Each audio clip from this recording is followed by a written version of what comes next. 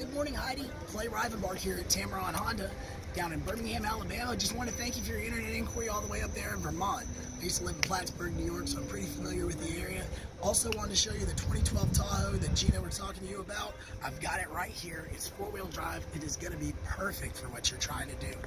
Take a look at it here with 62,000 miles on it. It's barely been used. New car finance, you have a call on 600. New car finance, you have a call on 600. You've got a great set of 20-inch chrome wheels, as well as the chrome mirror caps and door handles. Now with the LTZ package in this year, you're also going to get the side blinds on alert, which is a feature that was unheard of in 2012 with that indicator. Lights up in your mirror to let you know somebody's in your blind spot. Back here in the rear,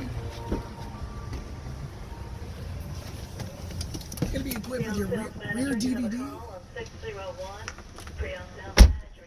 remote start, as well as your touchscreen with navigation, 9-speaker Bose surround system. The front seats are heated and cooled. You also have your tri-zone climate control, as well as heated seats in the rear captain's chairs. Oh, and did I mention a heated steering wheel?